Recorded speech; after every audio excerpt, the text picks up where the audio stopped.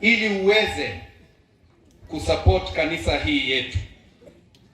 Sisi watu wa Kisii tunapenda ujenzi wa kanisa, whether ni kanisa Katoliki vile umesikia padri mkuu amesema, kanisa la SDA, makanisa madhehebu mengine haya. Na sisi tunamcha Mungu. Na wakati ninasoma Biblia katika Proverbs 29 chapter 2 inasema wakati viongozi wazuri wako kwenye mamlaka, wananchi wanasherekea. Lakini wakati viongozi wale wako wicked, wale wenye kiburi, vile tunaona wale ambao hawawajali wananchi, wananchi wanalia vile nchi hii inalia sasa hivi. Na leo tumekuja hapa kusupport kanisa, lakini ningeomba nipate dakika mbili ndugu yangu Gisairo niweze kusema jambo. Na jambo la kwanza ningewaomba watu wa Kitutu Masaba, mmekuwa mkibadilisha members of parliament. Mtu akiingia kidogo hivi mnabadilisha, mtu akiingia miaka mitano hivi mnabadilisha. Mimi ningeomba engokeye gasi achakire gukora ningi ya bami tutalipo. Mimi ningeomba ndugu yangu, kalia hii kiti na hizi nini zote mbili, hapana kukaa na pande moja namna hii. Kalia vizuri, fanya kazi.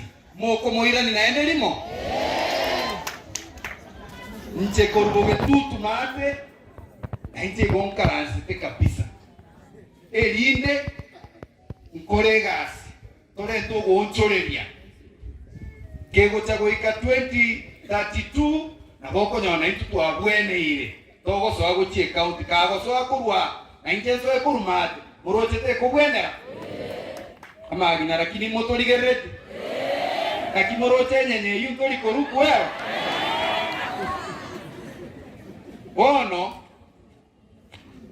Mheshimiwa Prime Minister, sisi kama jamii ya Wakisii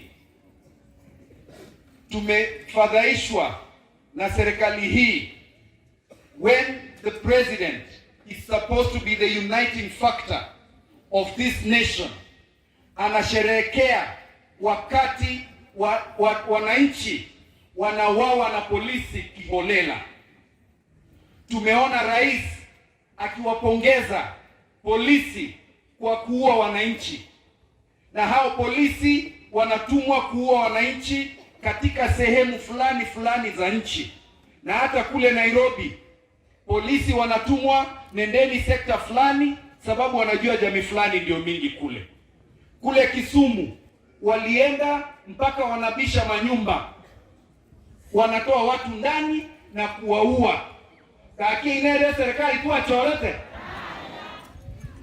Na lile tunawauliza, wakati William Samoei Ruto, mimi nilikuwa ofisi yake, tukizunguka huku tulikuwa tunawaambia ni bottom, tuliwaambia ni bottom.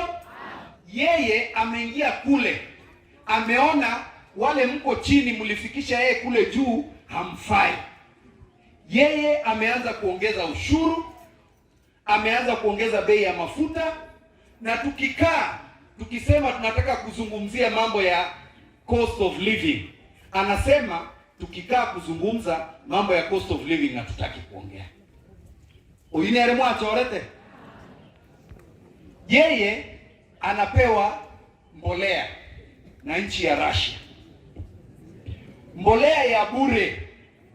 Wanakuja wanaenda kule Nairobi Industrial Area, wanaongeza mchanga from 33,000 metric tons, wanasema that wanaongeza ebinzari bakomenta imefika 100,000 tons.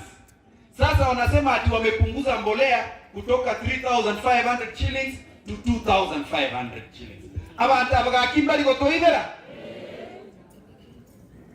Na mimi ningependa kusema hivi, tumekataa mambo ya hii Finance Act sababu inaumiza wananchi, na wakati kamati ya finance ilizunguka na ya budget, walipata ile inaitwa wananchi kutoa mawaidha yao.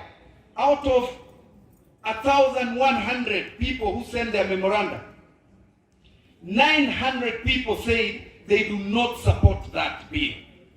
Lakini wakatumia kifua, hata wajumbe kutoka huku kwetu wakatumika, wakanunuliwa hela kidogo na wakaenda wakapitisha hiyo bill. Abantu abanaende mubaina nie birogo. Muba maneti